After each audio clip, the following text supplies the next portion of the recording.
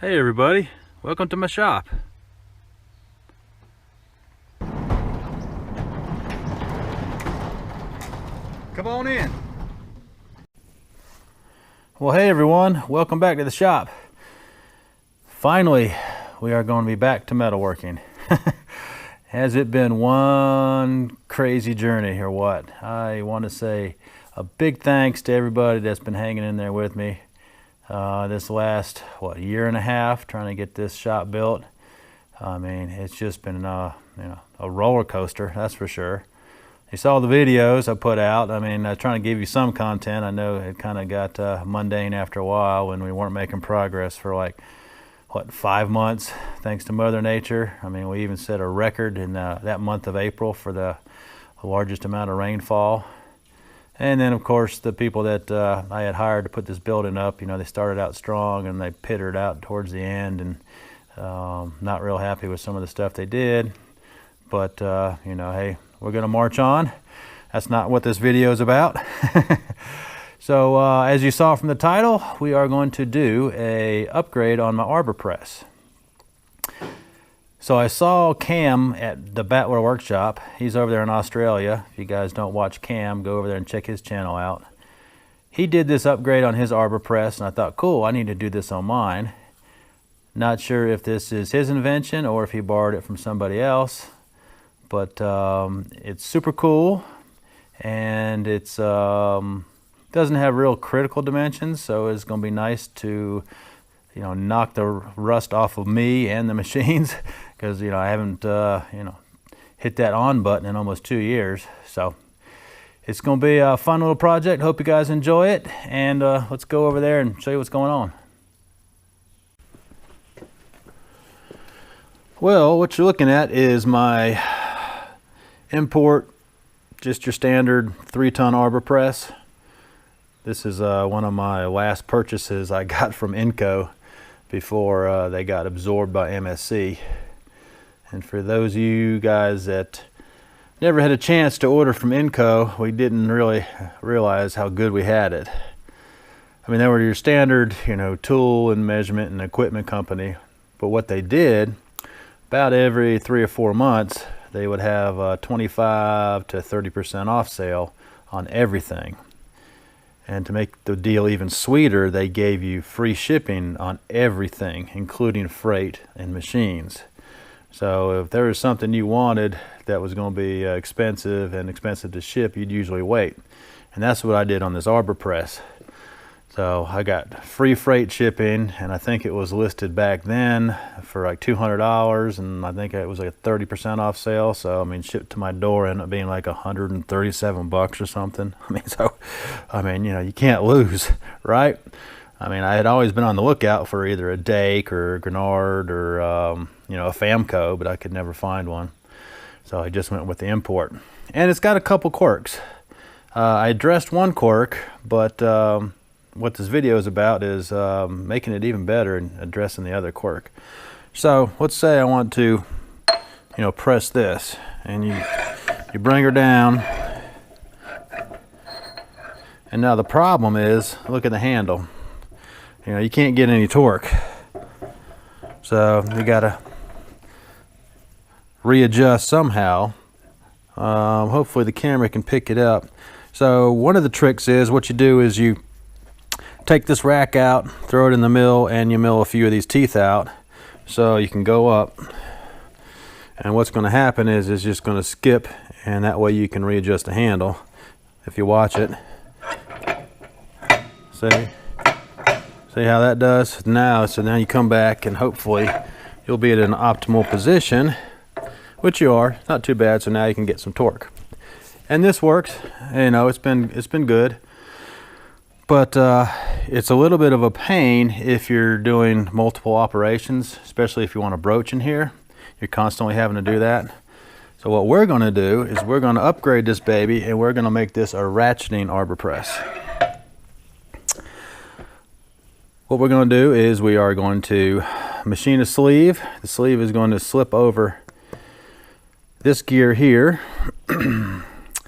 and we are going to square broach it for a 3/4 inch drive ratchet, and then we're going to add a hand wheel on this side. So pretty cool project, should make this a lot more user friendly. I scored this cool big old hand wheel off of eBay, and this bore is good. Go on the other side, and we'll have to take this apart, get this out, and we'll get over to the table, get some measurements, get some drawings, get a plan of attack, and we'll make this baby a ratcheting arbor press. Let's see if this drawing makes sense. This is the sleeve we're going to build. Overall length is going to be about 2 3/4 inches, or 69.8 millimeters for you guys across the pond that use metrics. Not sure what this diameter is going to be. I've got a piece of big old, 3-inch diameter mystery metal. It may be 12L14, because if you just look at it, it rusts, and that's typical of 12L14, right? So I'm just going to skim it. So whatever that diameter is going to be, that's what it's going to be. But the outer diameter is not important. What's important is just get the bore a nice slip fit. Doesn't have to be super snug, but don't want it sloppy either. So roughly about 63 mil, or 2 inches and 480 thou. We'll have that 1-inch through hole, and then of course we'll drill this 13/16, and we'll run this Mac Daddy in there. Yep, that's a Dumont. Hopefully you guys can see that. 3/4 inch square broach. They sure are pricey. McMaster Carr wants over 500 bucks for one. I've been surfing eBay trying to score one, and I finally got a deal on a nice one. Well, no, actually this is new. Guy had a bunch of them. He was selling them. Got it at a real good deal. And then we have to make the retainer pin. Got a piece of probably hot rolled 1.5 inch diameter.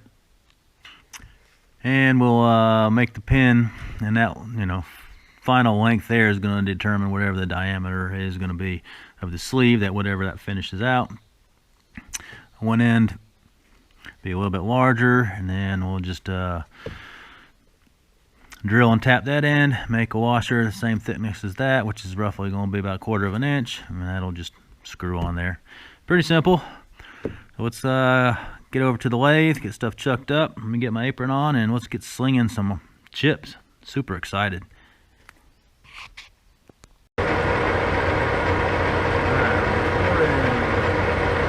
Alright, let's face it off, get something nice and square to start with.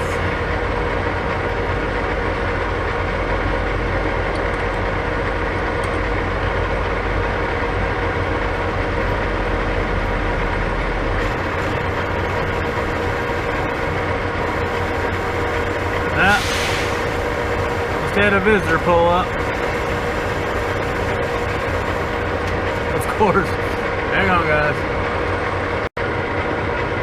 Alright guys, let's try this again.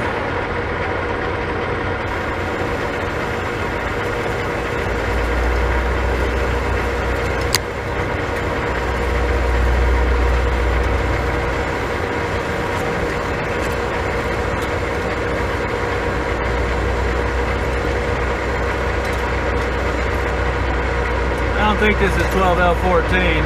I think it's just 1018. And I need to adjust my tool height.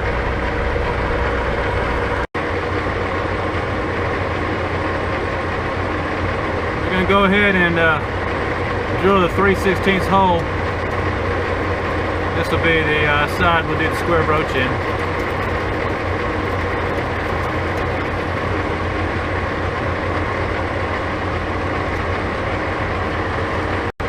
Alright, let's punch a 1/2 inch hole. Little love potion number 9. Make it real good.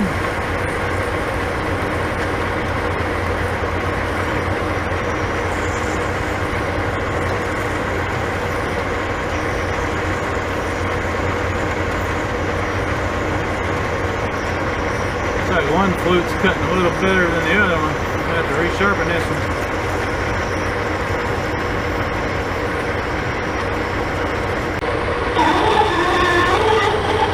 Maybe a little fast for this bit. It'll be alright.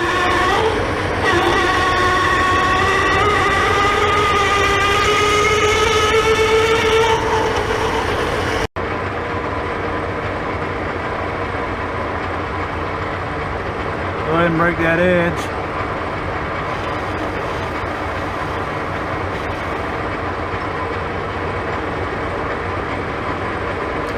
Don't know if we need it, but we'll go ahead and get this edge here too. Help the broach start a little bit better.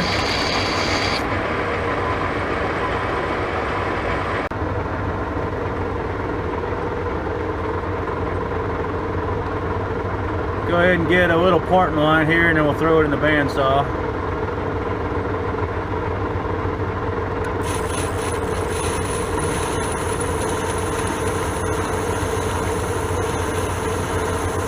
I will say I can part pretty deep on this Monarch because she's so rigid compared to the Inco. I'm really lucky to part an inch. She's not even happy at that. I think the deepest I parted was something about like this. We'll go in until it starts to chatter, I guess.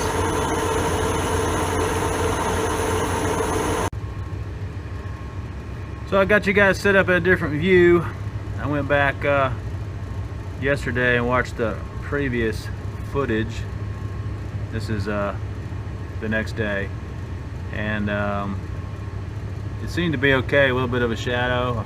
Move the lighting around, so hopefully this is in a better spot.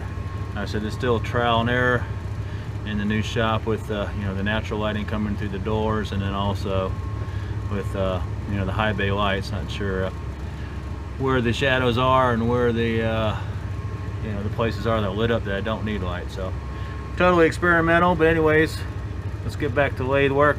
Got this chucked up, turned around, and we're going to face it to length.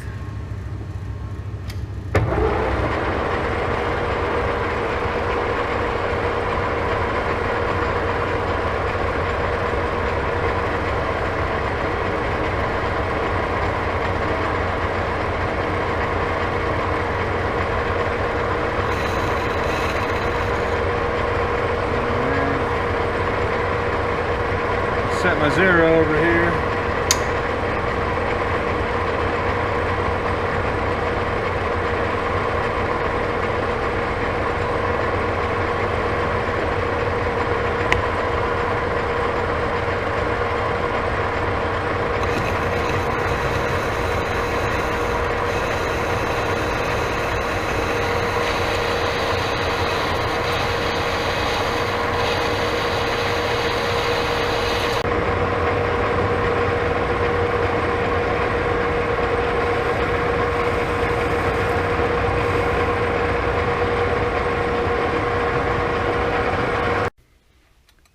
Okay, got you set up on the tailstock. Hopefully be out of the way of the mister. I already punched a 1/2 inch pilot hole through there, and this is a 1 7/64 drill. So we'll open up this hole, see how it goes. See how she goes.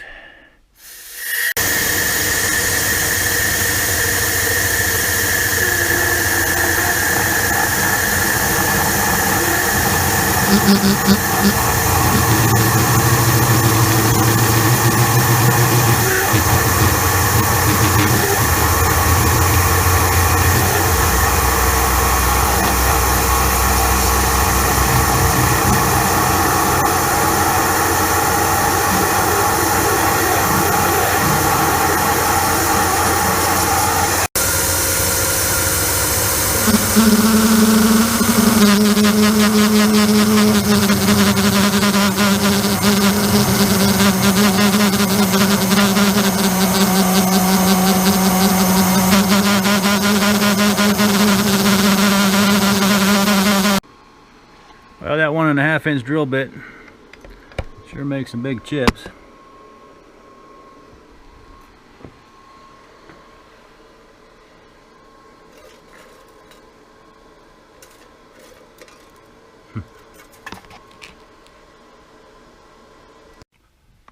So I just finished boring the bottom, so now we're at depth and she's nice and flat. I didn't bother filming it, but what I'll do is go ahead and get the big boring bar set up, and we'll open up that bore. I'll get some of the footage of that. I figured I'd give you a behind the scenes look for some of you guys that are new to the channel. So this is my 1964 Monarch lathe. It is a Model K. It swings 16 inches and it is 54 inches between center. 5-horse motor, 3-phase of course. And then like I said, this is kind of the behind the camera scenes. I do run obviously dial travel indicators. I kind of like the old school look. I don't think old iron actually looks the greatest with a new import DRO on it. So I like the old dial gauges. They work just as well. And then I've got this little table which I can take to either the mills or over to this lathe when I need it, and it just keeps my stuff to the side handy, the tools I need, the drawings, and it works pretty good to try to keep some of the chips off of it. So let me get the boring bar set up and we'll bore a hole. That's the 0 I wanted. Okay, let's try it again.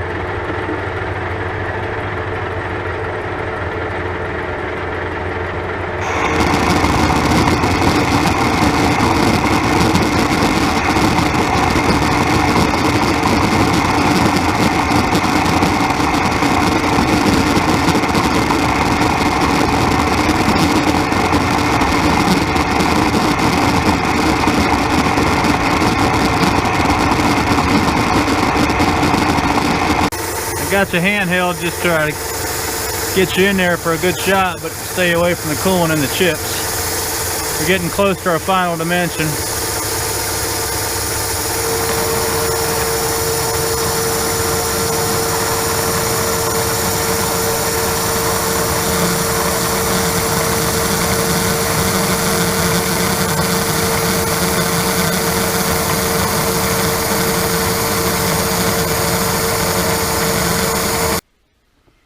Alright, I think we're there.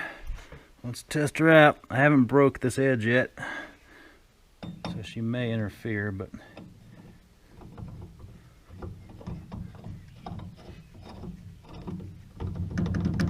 alright, nice fit. We're there. Sweet. Let me break that inner edge and this thing is done. We'll get her out.